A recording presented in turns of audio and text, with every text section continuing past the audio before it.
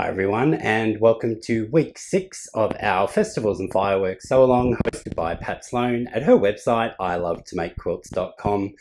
This week we are making a Salem star block, and as requested, I once again have 2 different options for you to choose from. Just bear in mind that this does make the videos a little bit longer, and your viewership of the entire video is greatly appreciated. So grab your fabric, grab your free download in the description below to my cutting directions, and I'll show you how I do it.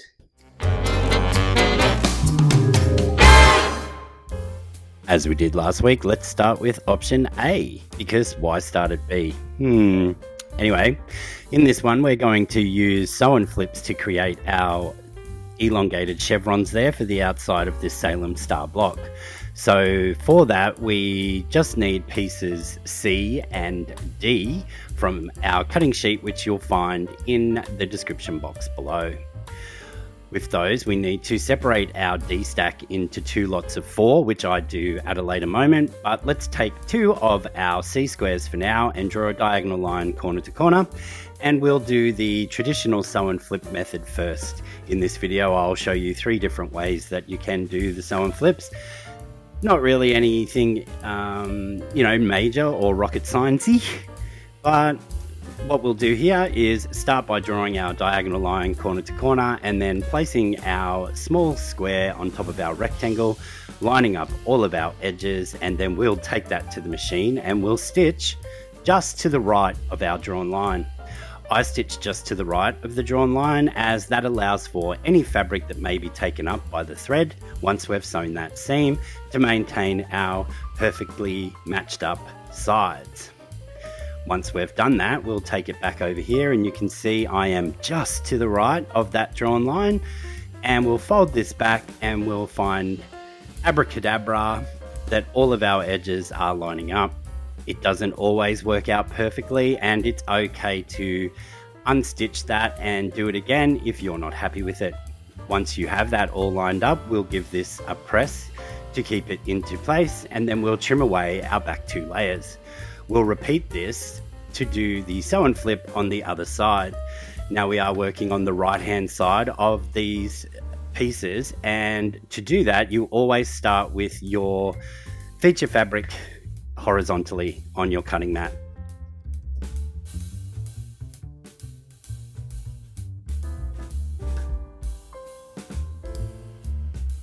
Now you've seen it there sitting on the left hand side of my cutting mat, and you know that it's my preferred method if you've been here before, and that is using the folded corner clipper tool. To use this tool, we start the same way by lining up all of our edges with our small square on our rectangle. We then take the folded corner clipper and we find the measurement that matches our square. In this instance, that is 2.5 inches. We make sure that all of our edges are lined up nice and neatly, and then we take our rotary blade and we slice off the excess fabric, and what this does is sets us up with our 1/4 inch seam allowance, and all we need to do after this is sewn is give it a press. If you don't have the folded corner clipper tool, you can indeed get the same effect by using a standard ruler. In my instance, I just have my small 1x12 ruler here, and to do it with this, all you need to do is find the 1/4 inch mark on that ruler and line that up 1/4 to 1/4, and that way when you slice it off, you once again have your 1/4 inch seam all ready to take to the sewing machine and sew. So I'll get the rest of these done, and then I'll meet you back for further instruction.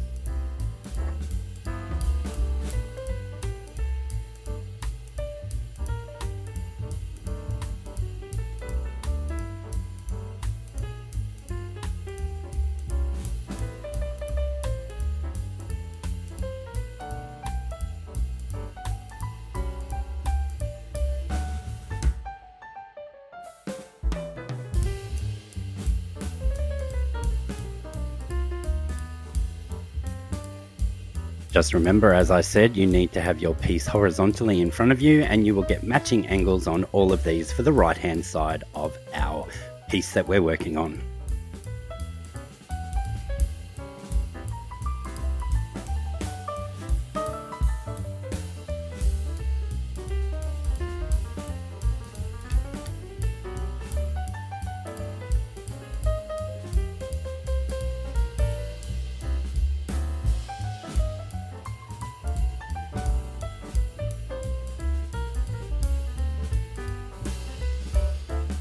We now need to make the left-hand side of our units, and to do that we start by having the piece vertically instead of horizontally, but everything else that we do is exactly the same.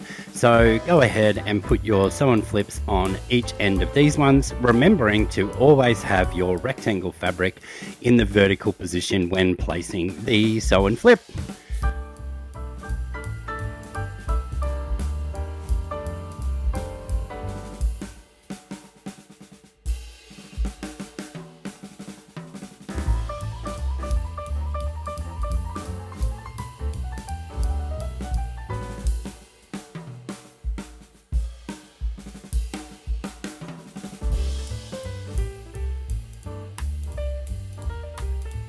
I spoke too soon before saying that everything else is exactly the same, because it isn't. With these units, we want to press towards the rectangle fabric, in my case that's the yellow, so that when we go to sew these together we have opposing seams that will nest nicely. So I'm just pressing them here first of all to set all those seams, and then I am going to flip this over and press away from the white triangle and towards that rectangle fabric, in this case, as I said, the yellow, so that we will have nesting seams when we come to sew these together. And you will do that for both sides of this sew and flip unit.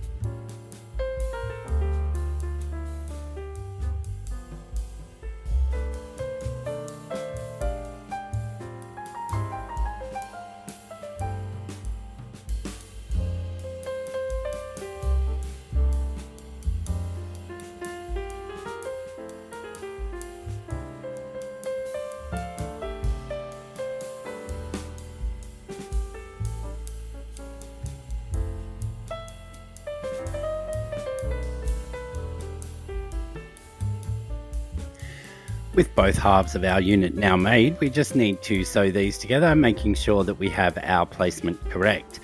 And once I grab the first two here, I will flip them over to show you that the seams are going in opposite directions so that we can nest each of these seams. So pin these together and sew them with 1/4 inch, and we're going to press these open.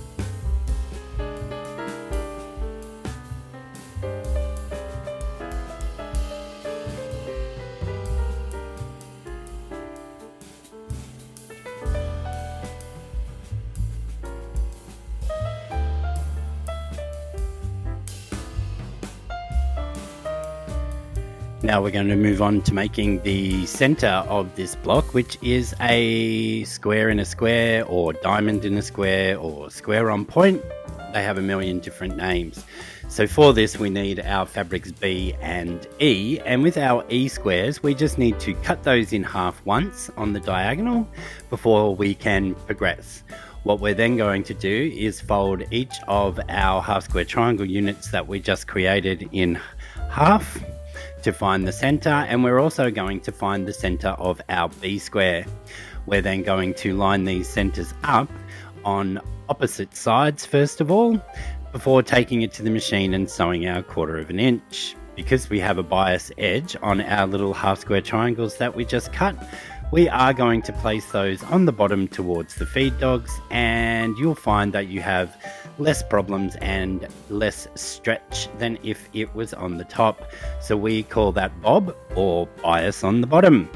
So as I said, we'll pin one on each side of these and sew our 1/4 inch seam, and then I'll meet you over at the pressing mat.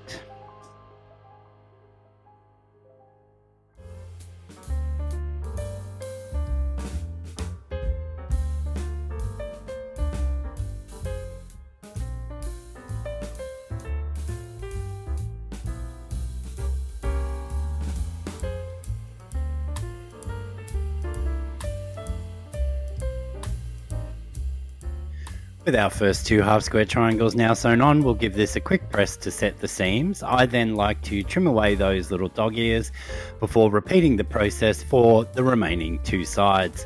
With this, we will press in towards the center on these 2, and I believe when I put the next 2 on, I press out towards the yellow fabric. When I come to make this again, I would recommend actually pressing these all in towards the center to help when we get to final block construction.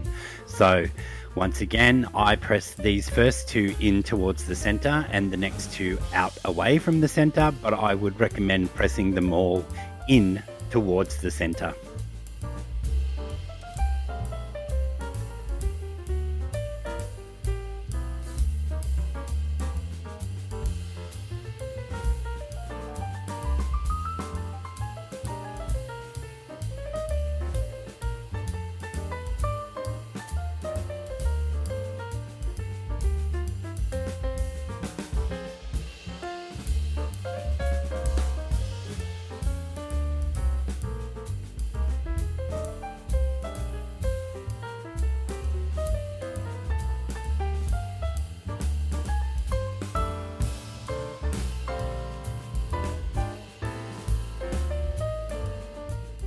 Now that we have all 4 of our half square triangles sewn on our center square, we need to trim this down. Our trim down size is 4.5 inches, so what we need to be aware of is half of that, which is our 2.25 inch mark.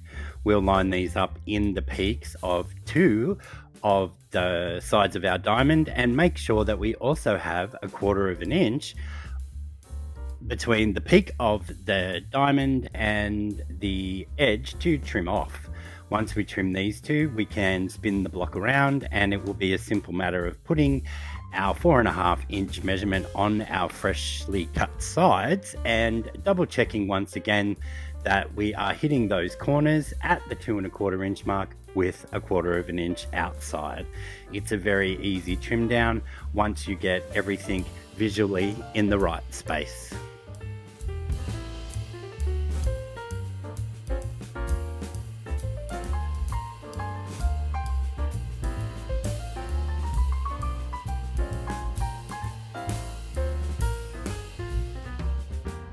It's time now to lay out our block ready for final construction. So we'll grab our A squares, which are the last that we had left sitting aside, and we'll lay it out as per the inset in the top left hand corner and as per the pattern.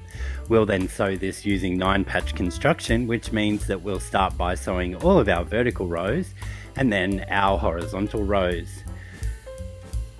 When we sew those rows together, I will be pressing out towards the corners on the top and the bottom row, and I will press open on the middle row, and when we come to do our horizontal rows, we will clip our seam allowances and flip it in the direction that we would like. So that would leave on the center row the seam open only as it's going over that bulky part where the bottom of our sew-on flips is coming together with the peak of our center square. This is where I said back in the pressing instructions for the center, pressing everything in would have made a lot more difference here.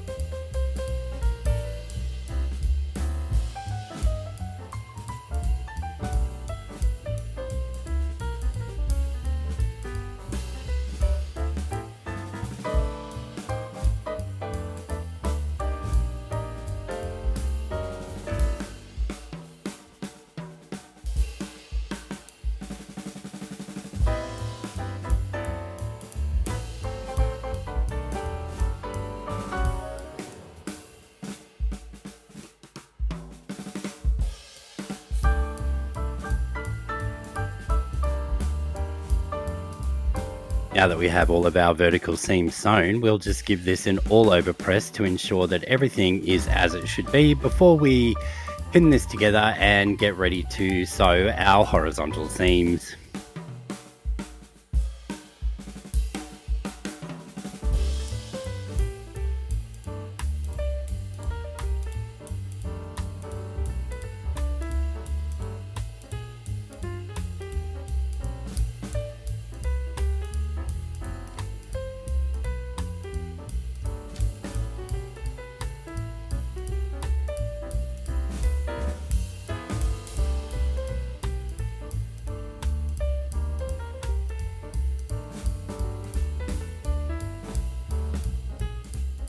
We'll attach our top row first, and as I'm doing this, we will line up that part in the middle again, but you will see me flip this over and I'm just going to clip into the seam allowance on the white fabric there and press that seam allowance in towards the center so that we can nest that seam and we'll have a nice straight point. And I'll do the same on the other side before sewing this horizontal seam, and I do the same thing again when I'm attaching the bottom row. We will then press these two seams open also.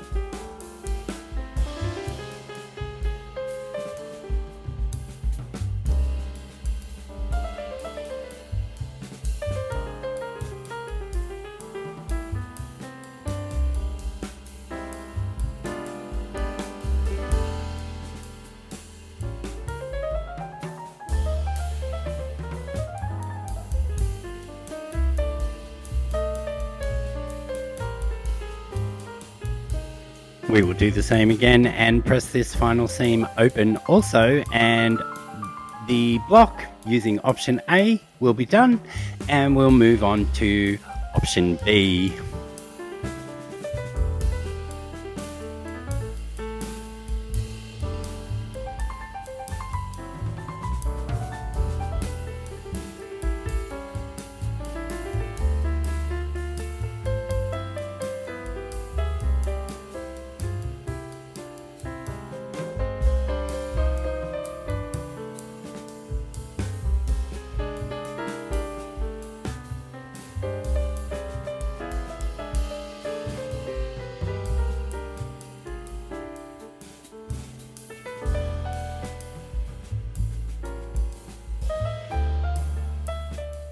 Just like last week, on the reverse of your cutting sheet is option B, made with the flying geese in place of the sew and flips. So we need 4 of each style of flying geese, so guess what that means? We're going to make our flying geese units 4 at a time. Who could have predicted that? Not me, that's for sure. So to do this, we need pieces C, D, E and G, for some reason not in alphabetical order, but let's just go with what we have. And we need to now draw a diagonal line on the back of all 8 of our smaller squares. We'll then line these up in opposite colors, so white on the yellow and yellow on the white, along the middle of the block, creating a straight line along the diagonal of that. We then take that to the machine and we'll stitch 1/4 of an inch on each side of those drawn lines.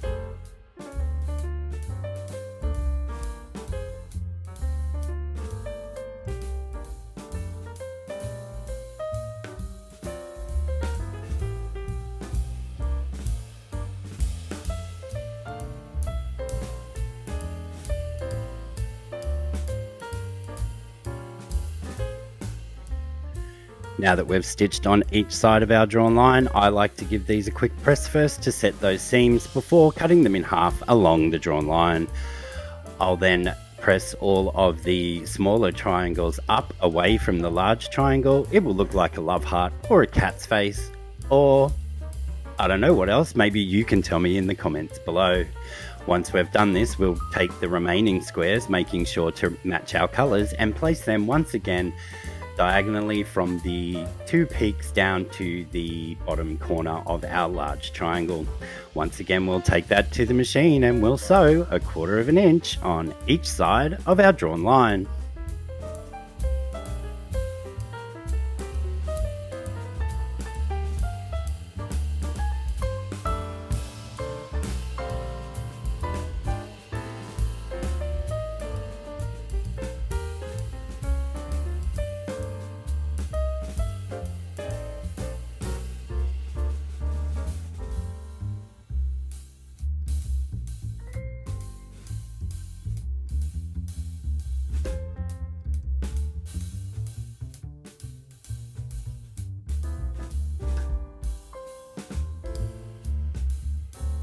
Once again, I'll give these a quick press before cutting them in half along our drawn line, and then once more pressing our peaks out away from the center.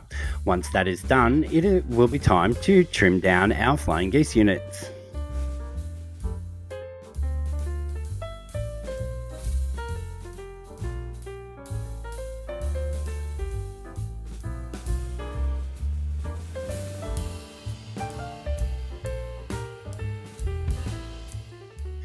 We're now ready to trim down the 8 flying geese we've just made, and to do that I am going to use my Creative Grids Ultimate Flying Geese tool.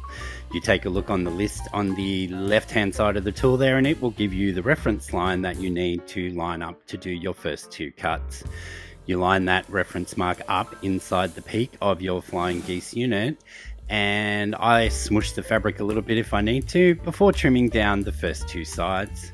You then rotate the block and the tool, and you trim down the remaining 2 sides.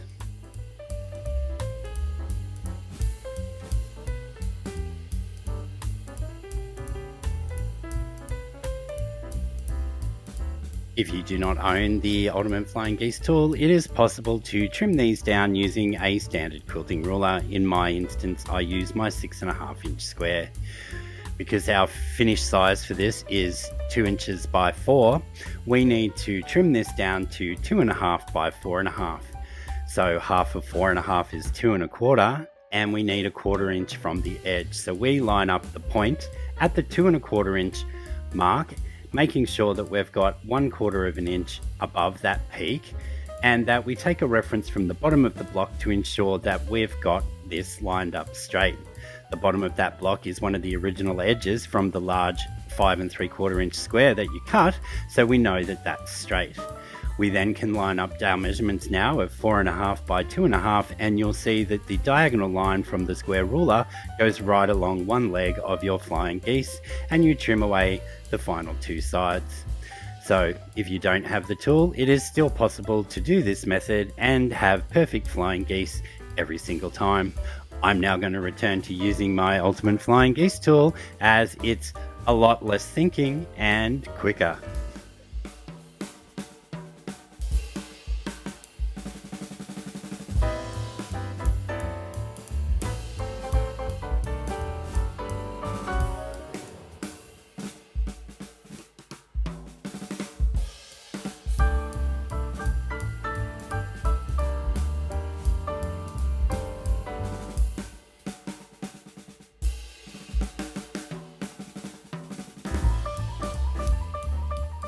Now that all of our flying geese have been trimmed to absolute perfection, we need to make that little center unit that's going on the outside center of our blocks. And to do this, we'll just lay it out as per the pattern, making sure that we've created that large chevron, take them to the machine and stitch 1/4 inch.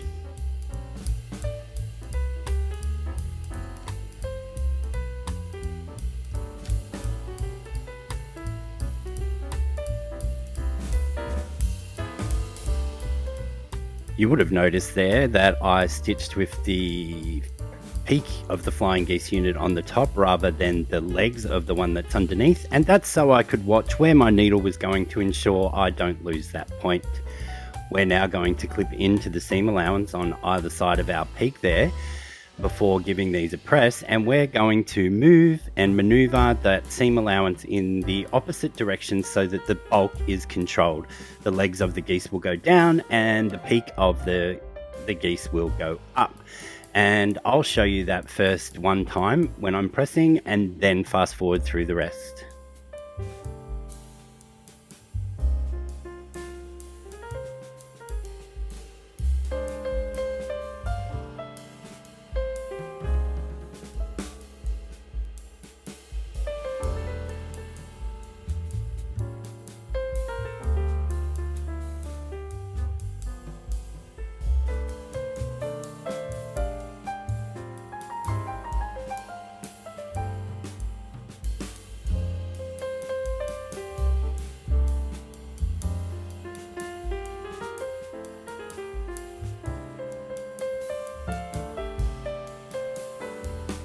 The center for this option is exactly the same as for option A, except we need fabrics B and F. So I'm going to hyperspeed this part, and if you need the refresh, just skip back to that part of the video. It's marked in the chapters down below, and I'll meet you back once this center unit is done.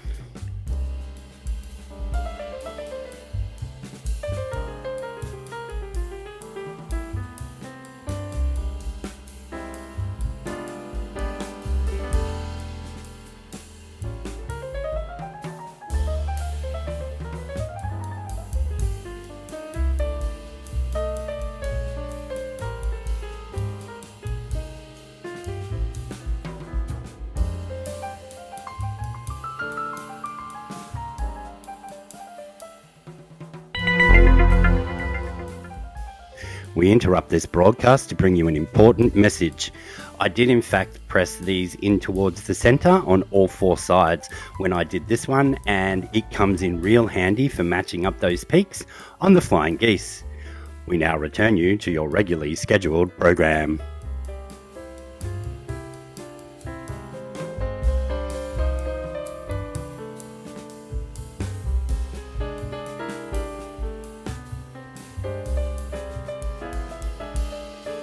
Now that we have all the required parts made, all that's left to do is lay this out, and it goes together as a 9-patch, like many of our blocks do. So I'm laying that out now as per our pattern, making sure that all the points are pointing in towards the center. Now, because I did press the center block, all of those edges in, when we go to match that middle line up with our flying geese, you'll see I'm going to go slowly at the machine so that you see it. The peak of the flying geese unit actually fits into the side of that diamond that is in the middle, and that allows us to nest that nice and snugly. When we're at the machine, we'll stitch and watch where our needle goes, and we won't miss either of those points. So that's coming up now on the left hand side of the screen, I think. See, I'm matching up those peaks and it's nesting inside because the center is pressed in towards that white block. The flying geese are pressed out towards their white squares in this instance, and I'm able to nest that triangle in there. And when I'm at the machine, when I stitch nice and slowly here, I'll watch for where the peak is and go straight just to the right of that. And when we press this open, our peaks and points will be perfect.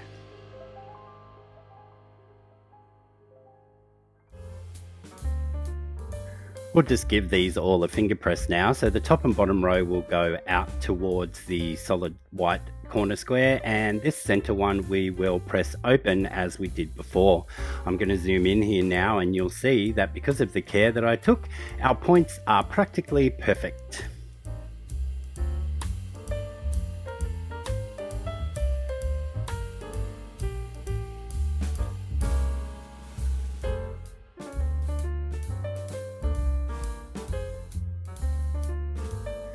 We'll now take our 3 constructed rows to the pressing mat and press those seams into submission to set them in place. Once again, I will clip either side of the peak on that central row so that I can flip the seam allowances when attaching the top and the bottom row to it to control the bulk. As I have said in previous videos, this tone on tone that I'm using is a little bit thicker than most fabrics, as the print is actually screened onto the top of the fabric and not into the weave of the fibers. So I need to take special care when controlling that bulk. So I'll just clip into those seam allowances so that the only part of the seam that's open is the part that goes past the peak of the flying geese and the center of that diamond in the middle. We'll then do our 2 horizontal seams and we'll press both of those open.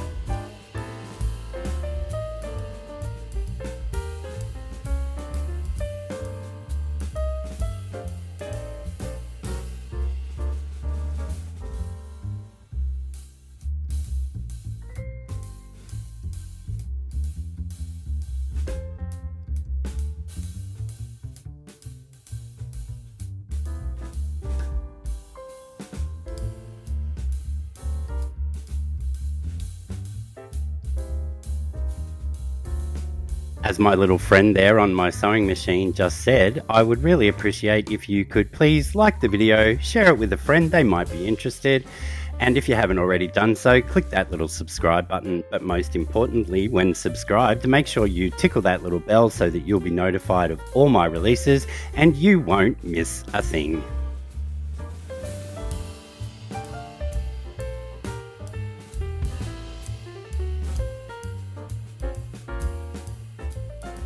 So that is option B done with the flying geese in place of the sew and flips, and I'll show you both of those again here. Now, I was asked last week which is my preferred method, and you know, I like both of them for different reasons. The flying geese one that we see here, which is option B, is a lot more accurate as everything is trimmed to perfection before you start.